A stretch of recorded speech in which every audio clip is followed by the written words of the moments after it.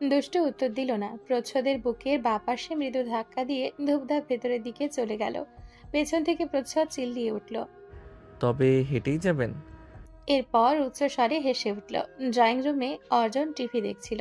ইরা ওকে চা এগিয়ে দিতেই হাত ধরে ওকে পাশে বসালো। দুষ্টু গিয়ে ইরাকে জড়িয়ে ধরে গালে বড় করে চুমু খেলো। সদর দরজা দিয়ে তখনই প্রচ্ছদকে ঢুকতে দেখে ইরা ঠাট্টা করে বলল, ও বাবা, মহাপাজি রাজা অবশেষে তার রানীর মান ভাঙাতে পারলো। খুব অল্প সময় অভিমান ভেঙে গেল তো। দুষ্টু ইরাকে ছেড়ে এক ভ্রু উঁচু করে তাকালো। প্রচ্ছদ নিশ্চয়ই এসব বলেছে। দুষ্টু প্রচ্ছদের দিকে এক ভয়ঙ্কর চাহনি ফেলে দোতলার ডান দিকে নিজের ঘরটার দিকে গট গট করে হেঁটে চলে গেল। অর্জন ওদের দিকে একবার তাকিয়ে আরেকবার ইরার দিকে তাকালো। ইরা ওর কাঁধে মাথা এলিয়ে দিয়েছে। পেটটা হালকা বেড়েছে। হাত দিলে বোঝা যায়। ইরা স্নিগ্ধ চেহারাটায় কেমন একটা মা মা ভাব ফুটে উঠেছে। মাঝে মাঝে অর্জনের মনে হয়, এই মিষ্টি মেয়েটা যদি ওর জীবনে না আসতো, ওর জীবনের অর্ধেক মর্ম অজানায় রয়ে যেত। দৃষ্টির সাথে বিয়ে ভেঙে যাওয়াটাকে ও ব্লেসিংস হিসেবে দেখে। মা এক প্রকার জোর করেই দৃষ্টির সাথে ওর বিয়ে ঠিক করেছিল। দৃষ্টিকে কোনো কালেই ওর পছন্দ ছিল না। প্রযুক্ত প্রচ্ছদের বন্ধু হওয়ার সুবাদে ইরাকে ওরা আগে থেকেই চিনত, ভালো লাগতো। বিয়েটা ভেঙে যাওয়ার প্রায় ৩-৪ মাস পর ইরাকে পছন্দ করে এ কথা অর্জন বাড়িতে জানায়। ঘরোয়া আয়োজনেই তাদের বিয়ে হয়। সেই অতিমাত্রায় স্বল্প পরিচিত হাতে গোনা ৫-৬ বার দেখা হওয়া মেয়েটাই আজ তাদের ঘরের মুকুট। অর্জন ইরার মাথায় চুমু খেলো। ইরা চোখ বন্ধ করে মুচকি হাসল। এই যুগে এসে ওর মতো ধৈর্যশীল, নম্র, ভদ্র, বাধ্য মেয়ে পাওয়া ভাগ্যের ব্যাপার। অর্জন নিশ্চয়ই জীবনে কোনো মারাত্মক ভালো কাজ করেছে, যার বিনিময়ে এমন চমৎকার একজন জীবনসঙ্গিনী আল্লাহ তাকে উপহার দিয়েছেন। হক মঞ্জিলের রান্নাঘরে তখন বাড়ির ৩ বউয়ের কর্তৃত্ব চলছে। হাতে হাতে আমোদে প্রমোদে কাজ এগোচ্ছে। নীরার এত পরিবর্তন দেখে দুষ্ট যার পরনায় অবাক হয়েছে তো বটেই, সেই সাথে তাদের মাঝে যে এক অদৃশ্য তর্কাতর্কির যুদ্ধ চলত তা প্রকৃতির কৌশলে থেমে গেছে। নীরা আজকাল আকাশ সাজিদ এবং এই গোটা সংসারটাকে চোখে হারায়। রাতারাতি মানুষটার এত পরিবর্তন কম বেশি সবারই চোখে লেগেছে। দুষ্টু তেলে পেঁয়াজ ছেড়ে নীরার উদ্দেশ্যে বলে উঠল, আমি ছোটবেলায় কি বলতাম জানো? আমি একজন ভালো মেয়ে হতে চাই, ভালো স্ত্রী হতে চাই, ভালো মা হতে চাই, ভালো বৌমা হতে চাই, ভালো স্টুডেন্ট হতে চাই, ভালো বন্ধু হতে চাই, সব ভালো হতে চাই। এরা নীরা মনোযোগ দিয়ে শুনল। বুক চিরে তাদের বড় একটা নিঃশ্বাস বেরিয়ে এলো। তবে মুখে কিছু বলল না তখনও। আফসোস, আজ পর্যন্ত কোনোটাই হয়ে উঠতে পারলাম না। এত বাজে একটা মানুষ আমি। দুষ্টু কাতরতায় জর্জরিত হয়ে উঠল। ইরা একটা উঁচু মোড়ার উপর বসল। অনেকক্ষণ বাদে বলল, থেকে জানা, আমাদের কি তোর পছন্দ নয়? দুষ্টু মিষ্টি করে হাসল। রান্নায় মনোযোগ দিয়ে বলে উঠল, তোমার দেবরটাকে পছন্দ নয় গো। নীরা অভিযোগ করে বলল, কত সুন্দর দেবর আমার! এই রাজ্যে খুঁজলে অমন আর একটাও পাবে? রাজকপাল তোমার। দুষ্টু অমায়িক হাসল, উত্তর দিল না। আজ শুক্রবার, ছুটির দিন বিধায় প্রযুক্ত নীর এবং টিয়াকে আসতে বলা হলো। ওরা এলো বিকেল করে। সবাই বসে গল্প করছিল। হক মঞ্জিলের ড্রয়িং রুম তখন এক একজনের কলধ্বনিতে উচ্ছ্বাসিত। আকাশ খুব করে কাঁদছিল বলে ওকে নিয়ে নীরা উপরে গিয়েছে। ইরাও সবার সাথে গল্পে মশগুল। বাধ্য হয়ে ভাগ্যের নির্মম পরিহাসে সেই দুষ্টুকেই আবার নীরের সামনে হাজির হতে হলো। নাস্তা টেবিলে রেখে যেই দৌড়ে চলে যাবে অমনি খুব সন্তর্পণে প্রচ্ছদ ওর হাতটা চেপে ধরে ওর পাশে বসার জন্য ইশারা করলো। দুষ্টু চোখ ছোট ছোট করে তাকায়। প্রচ্ছদ ঈষৎ হাসে, তবুও হাত ছাড়ে না। বাধ্য হয়ে দুষ্টু ওর পাশে বসলো, একদম গা ঘেঁষে। নীর তখন বেশ উৎফুল্ল। এই কয়দিনে টিয়ার কর্মকাণ্ড সবার মাঝে ব্যাখ্যায় রত সে। সকলে হেসেই খুন। এদিকে টিয়ার হাসি পাচ্ছে না সামনে বসা প্রযুক্তকে দেখে। তবুও তার উন্নতি হয়েছে। নিজেকে ধাতস্থ করে স্বাভাবিক হওয়ার চেষ্টা করছে সে। দুষ্টু সব শুনল। বাড়ির বড়রা একে একে নিজেদের ঘরে চলে গেল। নীরা আকাশকে নিয়ে আবার নিচে নামলো, সাজিদের পাশে বসলো। প্রচ্ছদ দুষ্টুর দিকে 1 কাপ চা এগিয়ে দিল। দুষ্টু চোখ মুখ খিচে নিচের স্বরে বলে উঠল, আমি চা খাই না, আপনি জানেন না। প্রচ্ছদ চায়ের কাপে চুমুক দিয়ে পুনরায় বাড়িয়ে দিল দুষ্টর দিকে। ঈষৎ সুর করে গলা নিচু স্তরে নামিয়ে ওর কানে কানে গাইল, আমি দিয়েছি চুমুকটাতে, এবার যদি প্রেম ফিরে আসে। দুষ্টু চোখ পাকিয়ে তাকায়। প্রচ্ছদ ঠোঁট প্রসারিত করে হাসে। ওদের সবকিছুই নীর দেখছিল। কিছু দেখার ইচ্ছে ছিল না, তবুও বেহায়া চোখ দুটো সেদিকেই ভিড়ছিল। কেন এমন হয়? অন্তঃকরণে যে ঝড় বয়। ড্রয়িং রুমের সাথে লাগোয়া বিশাল থাই গ্লাসের বাইরের সাদা আকাশের দিকে চোখ ফেলল সে। কেমন বিমূঢ় কাতর চিৎকারে ভেতরটা চাপা মনস্তাপে ফিসফিস করে বলে উঠল, ও কেন আমার হলো না? টিয়ার সাথে নীরের সম্পর্কে যে খুব বেশি উন্নতি ঘটেনি তা খুব সন্তর্পণে লক্ষ্য করেছে দুষ্টু। তবে খুব শীঘ্রই যে এই সম্পর্কের শ্রীবৃদ্ধি ঘটবে তার অভিপ্রেত দেখতে পাচ্ছে। টিয়ার প্রতি নীর যথেচ্ছাচারী, যত্নশীল। তাদের মধ্যে এই এত বন্ধুত্বপূর্ণ সদ্ভাব, পরস্পরের প্রতি অদম্যশীলতা দেখে দুষ্টুর কি কোথাও এক ফোঁটা চমকালো? তার বুকের কোনো অংশে 1 ইঞ্চিও কি পুড়ল? যেমনটা রাত দিন পুড়ে প্রচ্ছদের আর নীরের? উত্তরটা না বোধ হয়। প্রকৃতপক্ষে অন্তরে দহন ঘটানোর জন্য যে পারস্পরিক ব্যবস্থা থাকার প্রয়োজন, দুষ্টু চারিপাশে সেই পরিবেশটুকু নেই। সারাক্ষণ প্রচ্ছদ আঠার মতো তার সাথে লিপ্টে থাকছে, প্রয়োজন ছাড়া আর 1 সেকেন্ডের জন্য বাইরে থাকছে না। দুষ্টুর অত সব ভাবার ফুরসত কোথায়? অবশ্য সে ওসব ভাবতেও চায় না। অধিকত্ব তার অষ্টপ্রহরের অধিকাংশ সময় কাটছে প্রচ্ছদকে অনুধাবন করতে করতে। এসব ভাবতে ভাবতেই দুষ্টু হিজাব বাঁধছিল। প্রচ্ছদের মুখটাতে বরাবরের মতন তমিশ্র ঘন মেঘ জমেছে। আজ তারা কোর্টে যাবে। প্রেগনেন্সির রিপোর্ট সহ আনুষঙ্গিক কিছু কাগজ দেওয়ার জন্যই মূলত যাবে। দুষ্টু রেডি হয়ে নিচে নেমে এলো। কাল রাতে নীর টিয়া এ বাড়িতেই থেকে গেছে। নিচে নামতেই নীরের চোখে চোখ পড়ল। নীরের শরীর বেয়ে একটা দুটো শীতল স্রোতের ধারা নেমে গেল। দুষ্টু আলগোছে চোখ সরিয়ে নেয়। ড্রয়িং রুমে এসে দাঁড়াতেই অতর্কিতে নীর দুষ্টুর উদ্দেশ্যে বলল, আরেকবার ভেবে দেখো। দুষ্টু আচম্বিতে চাইল। কি আশ্চর্য, সবারই এক কথা। আরেকবার ভেবে দেখো। আরেকবার কি ভেবে দেখবে সে? এটা তো আজ নতুন চর্চার বিষয় নয়। বিয়ের শুরু থেকে এটা বলে কয়ে চলে আসছে। এই শেষ মুহূর্তে এসে সবাই এমন ভান করছে কেন? আমার জন্য নিজের জীবনটা নষ্ট করো না। দুষ্টু ভ্রু টান টান করে তাকালো। সরি। পরক্ষণে আবার শুধালো, তোমার জন্য মানে? তোমার কি মনে হয় তোমার কাছে ফিরবো বলে আমি ডিভোর্স দিচ্ছি, নাকি তোমাকে এখনো ভালোবাসি? নীর এক অনিমেষে চেয়ে বলল, কোনোটাই না। এককালে কখনো আমায় ভালোবেসেছিলে বলে ডিভোর্স দিচ্ছ? ড্রয়িং রুমের আশেপাশে একবার সতর্ক দৃষ্টি ফেলে দুষ্টু নিচু স্বরে বলল, তোমার ভাবনায় ভুল আছে নীর। নিজের বিবেকের অস্বস্তিময় দংশন সইতে পারছি না, বলেই দিচ্ছি। নীর বড় করে শ্বাস ফেলে নিজেকে প্রশমিত করল। করুণ চোখে চেয়ে বলল, দেখো, আমি না পারি কিন্তু মুভ অন করার চেষ্টা করছি, শুধুমাত্র তোমার কথায়। তুমি প্লিজ এসব বাদ দাও। আমার ভাইটা কেন কষ্ট পাবে? কেন শুধু শুধু ডিভোর্স দেবে? একটু চেষ্টা। নীরের মুখের কথা কেড়ে নিয়ে দুষ্টু চাপা স্বরে বলল, তোমার জন্য তোমাকে আর কখনো দেখতে চাই না বলেই চলে যেতে চাইছি। আমার অস্বস্তি হয় তোমায় দেখলে, দম বন্ধ হয়ে আসে।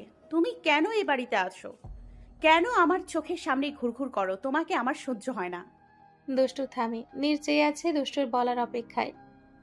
আর বাকি রইল আমার কথায় মুভ অন করার চেষ্টা করছো। ভ্রান্ত ধারণা পুষে নিজেকে সান্ত্বনা দিও না। Get a life. টিয়ার মোহে জড়িয়ে পড়ছো তুমি।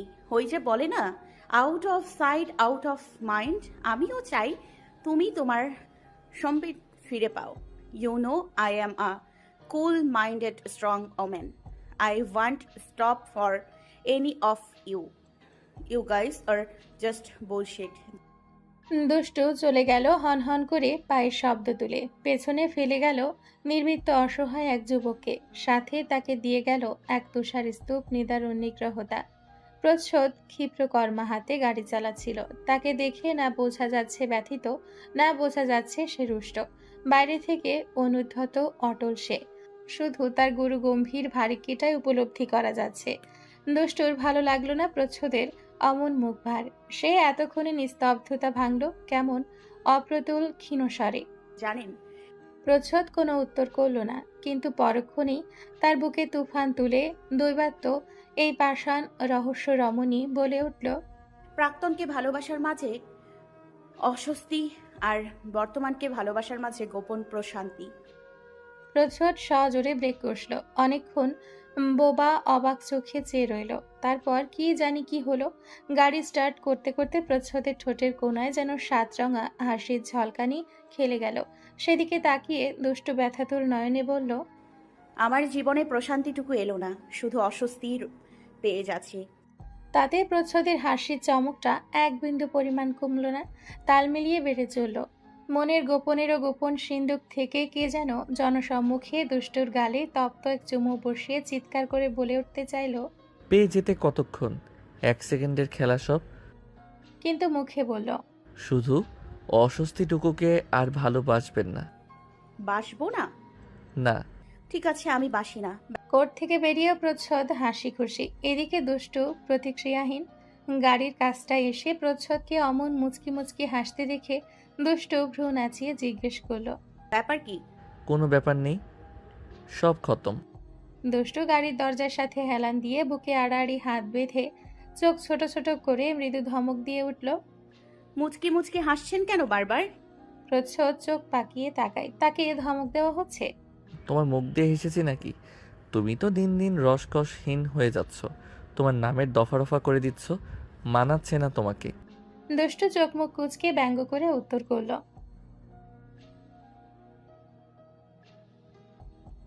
প্রচ্ছদ ঠোঁট কামড়ে দুষ্টুর উপর ঝুঁকে এলো। দুষ্টু গাড়ির সাথে লেপ্টে আশেপাশে চোখ বুলিয়ে ইতস্তত স্বরে বলল, কি করছেন? এটা পাবলিক প্লেস, দ্রুত সরে দাঁড়ান। প্রচ্ছদ ফিসফিস করে বলে। তোমার কি মনে হচ্ছে আমি কি করতে পারি? দুষ্টু তুতলিয়ে ওঠে। জিহ্বার গোড়ায় শব্দগুলো আটকে আটকে এলো। কি করবেন? সরে দাঁড়ান, ভালো হচ্ছে না কিন্তু। এটাকে হ্যারাস করা বলে। শেষের দিকে যেন দুষ্টু কেঁদেই দিবে। প্রচ্ছদ ঠোঁট বাঁকিয়ে সুন্দর করে হাসল। দুষ্টুর মুখের ওপর ফু দিয়ে ও চোখের পাতা বন্ধ করে আরেকটু ঝুঁকে বলে উঠল, তুমি কি জানো শেষ মুহূর্তে এসে তোমার এই বিচ্ছিরি ডিভোর্স দেওয়াটা হয়ে উঠবে না? দিতেই পারবে না তুমি। দুষ্টু চমকে প্রচ্ছদের দিকে তাকালো। শিরদাঁড়া বেয়ে হিম শীতল প্রভঞ্জন বয়ে গেল। বিদ্যুৎ পৃষ্ঠের ন্যায় ঝাপসা চোখ দুটো আটকে গেল প্রচ্ছদের অমন সুন্দর হাসিখানার দিকে। বক্ষস্থল তার কেঁপে উঠল। হঠাৎই যেন প্রচ্ছদকে চিনে উঠতে পারল না চিত্ত। কে এই অতি সুন্দর মানব, যে কথার মারপ্যাচে আজকাল দুষ্টুকে হারিয়ে নিজে জিতে নিচ্ছে সব, লুফে নিতে চাইছে দুষ্টু নামক অবাধ্য দুহিতাকে? কে এই মনোহর মনুষ্যছা? নাকি কোনো রাজাচ্ছা, রাজপুত্র বুঝি? এক নিবিষ্টতার হিয়ার ভেতর প্রচ্ছদের ওই সুন্দর মুখখানা গেথে কে যেন সুনিপুণ কণ্ঠে সহসা বলে উঠল প্রবল সম্বোধনে এক নিঃশ্বাসে, মনুষ্য ছায়া নয়, রাজার ছা নয়, ভিনদেশি নয়, সে ছিল যে এক দুষ্টু বউয়ের মিষ্টি প্রচ্ছদওয়ালা, ডুগডুগি নাম দিয়েছিল, যা রাগী টোকাইওয়ালা। তারপর কেটে গেল 15 দিন। এই 15 দিন অনেক কিছু বদলালো। দুষ্টদের আলাদা হওয়া দিন ঘনিয়ে এলো।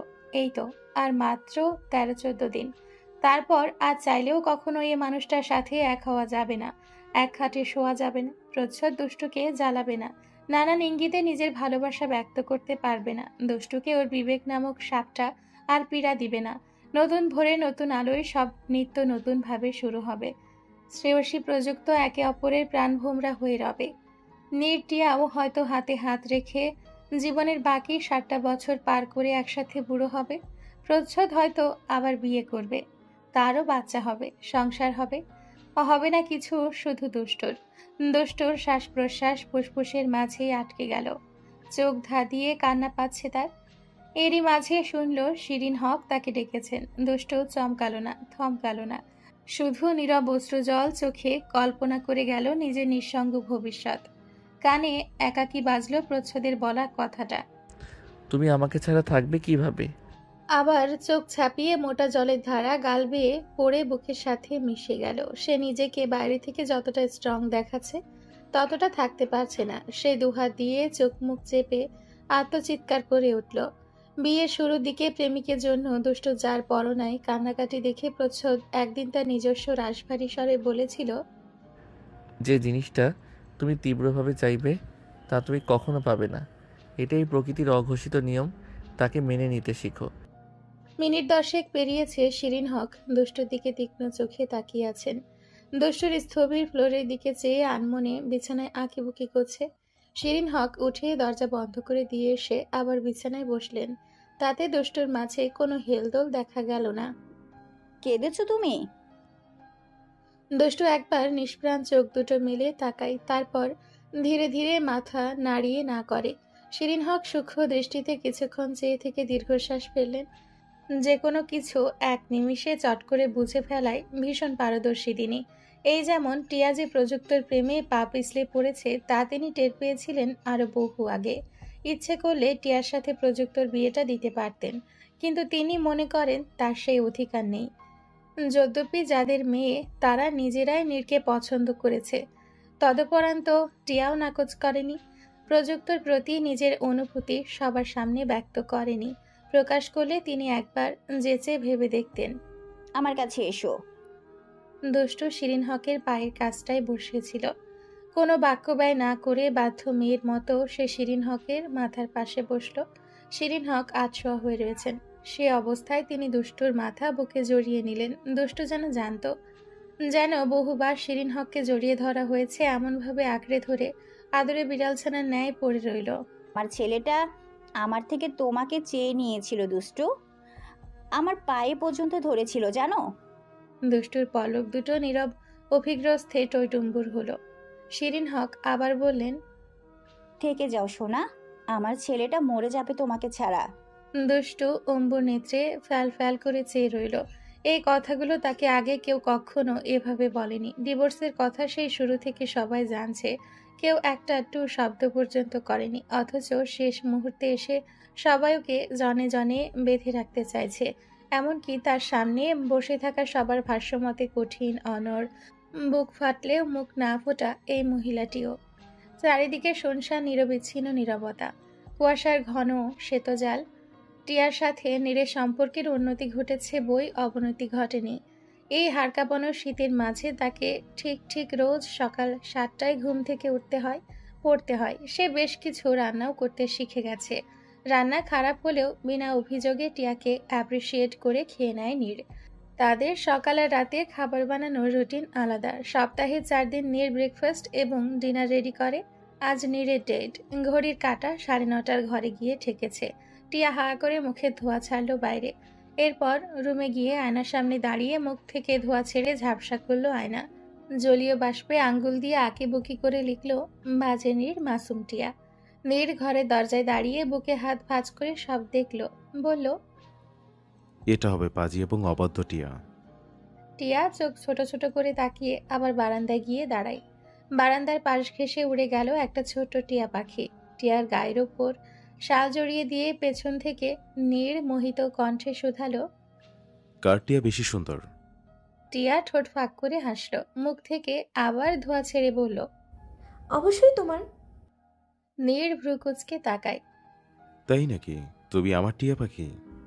টিয়া যেন লজ্জা পেল, নাক লাল হয়ে উঠল। ও যে দিন দিন নির্ভরশীল হয়ে পড়ছে তা সে গুনে গুনে টের পাচ্ছে, কিন্তু আদতে কিছু করার নেই। নীরের সান্নিধ্য তার ভালো লাগে। প্রযুক্তর কথা তেমন মনে পড়ছে না আজকাল। তবে যখন সামনাসামনি হয় টিয়ার বুকটা অকারণেই খালি হয়ে যায়। হাঁসফাঁস লাগে, অস্বস্তি হয়, নিজেকে কেমন যেন অসুচি বলে বোধ হয়। টিয়া না বুঝলেও বাকি সবাই বুঝবে। সবার মতো ওর ভালোবাসাটা অত গভীর ছিল না। তার মনে এমন ভালোবাসা জন্মেছিল যা মিলিয়ে যেতে সময় নেয় না। চোখের আড়াল হলেই মনের আড়াল হয়ে যায়। একতরফা ভালোবাসা বলেই কিনা কে জানে, আবার হয়তো বয়সের তুলনায় ইম্যাচিওরের ফল। টিয়া নীরের সাথে হেলে দাঁড়ালো। নীরের বুকের সাথে তার মাথা ঠেকলো। এটা এমন কোনো বিষয় নয়। বিয়ের আগেও তাদের মধ্যে অনেক ভাব ছিল। অদ্যাবধি ভাবটা আরো গাঢ় হচ্ছে। আগে মনের ভাব ছিল, এখন ধীরে ধীরে স্পর্শের ভাব হচ্ছে। ভালোবাসা কি খুব ক্ষণস্থায়ী নির্ভয়া? টিয়া চুল ঠিক করে দিতে দিতে নীর উত্তর দিল, ভালোবাসা কখনো ক্ষণস্থায়ী হয় না। ভালোবাসা এমন শব্দ যার অর্থ প্রকাণ্ডতা। তবে আমরা কেন ভালোবাসা ভুলে যাই? ভুলে যাই না তো, তবে নিজের ইচ্ছাই ভুলে থাকতে চাই। কিন্তু আমাদের মনের কোনো এক কোণায় সারা জীবন ভালোবাসার পিরাজ ফুলের আসামির ন্যায় জড়সড় হয়ে ঠিক পড়ে থাকে। কোনো একদিন এই ভুলে থাকতে চাওয়ার খেলায় বিরতি দিতে চাইলে আমরা তা বের করে দেখি। বিরতি শেষ হলে বুক পকেটে আবার যত্ন করে রেখে দেই। টিয়া মাথা উপর করে বাচ্চামো অবুঝ চোখে চাইল। নীরের ইচ্ছে করলো ওর নাকের ডগায় একটা চুমু দিতে। ভ্রু উঁচিয়ে ঠাট্টা সুরে বলল, কিন্তু মেয়েদের ক্ষেত্রে কি হয় জানি না, প্রবাবলি তারা কখনো জীবন দিয়ে কাউকে ভালোবাসে না। টিয়া ভ্রু কুচকাল। Very lame. নীর হাসে। অতঃপর কয়েক মিনিট সেভাবেই দাঁড়িয়ে থাকে দুজন। এরপর টিয়া হঠাৎ করে বলে ওঠে, আচ্ছা, আমি কি দেখতে সুন্দর না? তুমি দেখতে অনেক সুন্দর টিয়া। তাহলে আমাকে কেউ কখনো ভালোবাসে না কেন? কে বলেছে? আমি আমি বাসি তো, আরো ভালোবাসবো। কথাটা বলে নীর স্বাভাবিকভাবে খাবার রেডি বলে চলে গেল। নীর ও চরণ স্থাপনের দিকে এক দৃষ্টিতে চেয়ে রইল।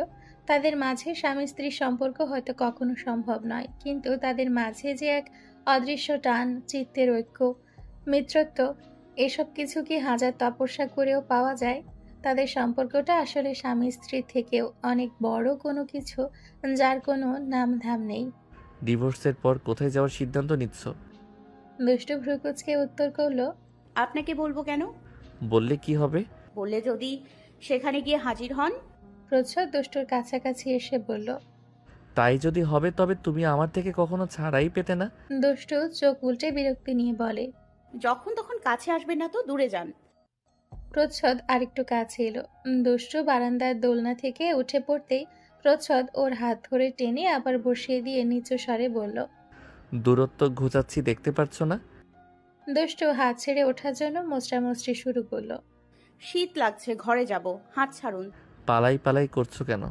কদিন পর তো পালিয়ে যাবে। তো তাই কি এখন আপনার সাথে ঘেঁষে বসে থাকতে হবে? প্রচ্ছদ ঠোঁটে আঙ্গুল ঘষে মুচকি মুচকি হেসে বলল। তুমি কি জানো আমার প্রেমে পড়ে যাওয়ার ভয়ে তুমি পালাই পালাই করো সব সময়? দুষ্টু ঠোঁট বাঁকিয়ে পাত্তাহীন গলায় বলে।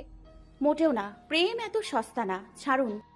প্রচ্ছদ ছেড়ে দিল। দুষ্টু ভেতরের দিকে যেতেই এই কুজ্ঝটিকাময় গগনতলে চেয়ে অসহায় কণ্ঠে প্রচ্ছদ বলে উঠল।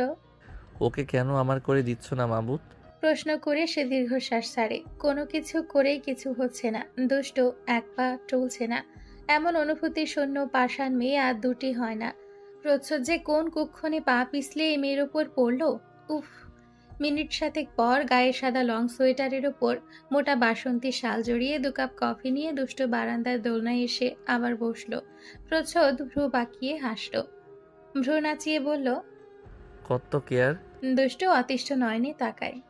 আপনি যে দিন দিন বেহায় আর মহা ফাজিলে পরিণত হচ্ছেন তা কি জানেন, পাগল কোথাকার? তোমার জন্যই তো। দুষ্টু মাথায় হাত দিয়ে বসলো। ভেতর ঘর থেকে সরু আলো এসে সরাসরি ওর মুখে পড়ছে। ভীষণ মায়াবী দেখালো ওকে। প্রচ্ছদ এক দৃষ্টিতে চেয়ে রইল কতক্ষণ। এরপর মৃদু হেসে ক্ষীণ স্বরে দুষ্টুর কানে কানে বলল। একটা ছন্দ শুনবেন? নতুন লিখেছি। দুষ্টুও ফিসফিস করে বলে। শুনবো। যে গল্পের নাম দুষ্টু প্রচ্ছদ, সে গল্পের মোলাতে প্রেমের পরিচ্ছদ। দুষ্টু মুখে কফির গ্লাস ধরতে গিয়ে জড়ীভূত হয়ে গেল। হাত দুটো থমকে গেল। যেন প্রচ্ছদের কোনো মন্দ জাদু বলে তার বোধ বুদ্ধি সব লোপ পেয়ে সারা শরীরময় থরথর করে কেঁপে উঠল। কান দুটোতে তালা লেগে গেল। তবুও মিনিট 3 বাদে নিজেকে ধাতস্থ করে দুষ্টু নিজ স্বরে বলল। প্রেমের বিচ্ছেদের অধ্যায়টা আর শুরু হবে না, গল্পে পড়ে রইবে শুধু বিচ্ছেদ। প্রচ্ছদের হৃৎপিণ্ড যেন কোনো এক রাক্ষসী কামড়ে ধরল। রক্তাক্ত করে হৃৎপিণ্ড বুক থেকে ছিন্ন ভিন্ন ভাবে বের করে নিয়ে কয়েকশো টুকরো করলো। প্রচ্ছদ আহত চোখে তাকিয়ে নিরুপায় হয়ে কেমনতর গলায় বলল। তোমার এসব বলতে একটু কষ্ট লাগে না দুষ্টু? দুষ্টু দ্রুত ডানে বামে মাথা নেড়ে কফিতে ছিপ দেয়। প্রচ্ছদ নিঃশব্দে চেয়ে থাকে অনেকক্ষণ। কি দিয়ে গড়া এই রমণী? এত বিষাক্ত কেন? প্রচ্ছদের দেহে রন্ধ্রে রন্ধ্রে বিষ ঢুকিয়ে দিয়েছে। শ্বাস যাওয়ার অপেক্ষা কেবল। নিঃশ্বাসটা বন্ধ হলেই কি এই সর্বশ্রেষ্ঠ নিষ্ঠুরতম যুবতী খুশি হবে? তোমার প্রেমিকের কথা এখন আর মনে পড়ে না? এহেন প্রশ্নে দুষ্টু একবার চোখ তুলে চাইল। প্রচ্ছদের চোখে সন্দেহ। তার চোখে তারাই এই সন্দেহটা কিসের? ওর সাথে ডিভোর্স হলে দুষ্টু প্রেমিকের কাছে ফিরে যেতে পারে এই সন্দেহ বুঝি? দুষ্টু বুঝলো। চোখ ছোট ছোট করে চেয়ে থেকে বলল। আপনি যা ভাবছেন সম্পূর্ণ ভুল। আগেও বলেছি আমার একা জীবন কেটে যাবে, আর এছাড়াও বিয়ে করেছে। প্রচ্ছদের ঠোঁটের আগায় উত্তর তৈরি করাই ছিল। সে তো তুমিও করেছো। দুষ্টু চোরা চোখে একবার প্রচ্ছদকে দেখে নিয়ে বলে।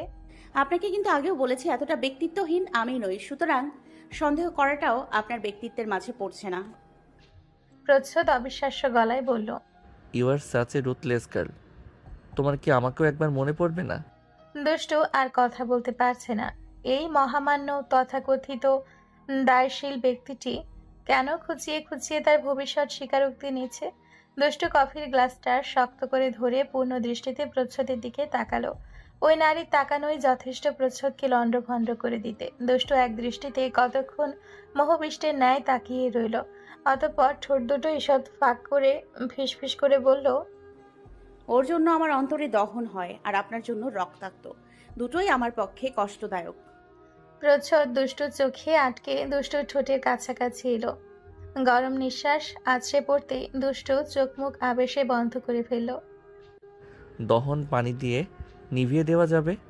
দহনে যেই ক্ষত হবে আমার স্পর্শে তাও আস্তে আস্তে সেরে যাবে। আর কিছু? দুষ্টু ধীর গতিতে চোখ খুলল। ক্রমাগত রক্তাক্ত যে হচ্ছে, আর কিছুদিন পর তো আমার অন্তরটা মরে যাবে। প্রচ্ছদ ও দুষ্টুর মতো ফিসফিস করে উত্তর করল, আমি আছি তো, তোমার জন্য আমার জীবন বাজি। দুষ্টু প্রচ্ছদের ডিভোর্সের আর মাত্র 7 দিন বাকি। বাড়ি ভর্তি মানুষ, অথচ কারো মুখে রানী। এই ব্যাপার নিয়ে এখন কেউ একটা টু শব্দ পর্যন্ত করছে না। হকবাড়ির আহিন থমথমে নিস্তব্ধ পরিবেশের মাঝে উটকো ঝামেলা হিসেবে তখন উদয় হলেন ইফতার হকের ফুপু। প্রচ্ছদ কিংবা নীর কারোর বিয়ের সময় আসা হয়নি বলেই এই প্রথমবার দুষ্টুকে দেখবেন। তাই অগত্যা শিরিন হকের হুমকি ধামকির কবলে পড়ে দুষ্টুকে শাড়ি পরতে হলো। শিরিন হক নিজ হাতে পরিয়ে দিচ্ছেন আর বলছেন, একটু বেশি বেশি খেতে পারো না? পেট পিট এক। দুষ্টু জবাব না দিয়ে রুষ্ট মুখে পুতুলের ন্যায় দাঁড়িয়ে রইল। শিরিন হক নিজ মনের মতন শাড়ি পরিয়ে মাথায় ঘোমটা টেনে দিয়ে ব্যস্ত সুরে বললেন, গাল ফুলিয়ে থেকো না তো। দুষ্টু চোখ মুখ কুঁচকে উঠল। এসব ফর্মালিটি আমার একদম ভালো লাগছে না। শিরিন হক হাত বাড়িয়ে ওর ঠোঁট দুটো প্রসারিত করে দিয়ে ধমকে উঠলেন, হাসো মেয়ে, ফুপু কিন্তু কঠিন মানুষ। 19 থেকে 20 হলে তোমাকে ঘষে মেজে দিয়ে যাবে, সাবধান। দুষ্টু অসহায়ের ন্যায় শরীরটা আরো ছেড়ে দিল। এ কোন মুসিবত! একটার পর একটা চলেই রয়েছে। দুষ্টুর মুক্তি হবে কবে? নিচে নেমে মুখে সালাম দিল দুষ্টু। রয়ে শয়ে মুখে পান দিয়ে একবার চিবিয়ে ফাতেমা খাতুন চশমার নিচ থেকে ছোট ছোট চোখ দুটো মিলে চাইলেন, এসব কোন ধরনের অসভ্যতা? পায়ে হাত দিয়ে সালাম করো। তোমার শাশুড়ি তোমাকে কিছু শিখায়নি?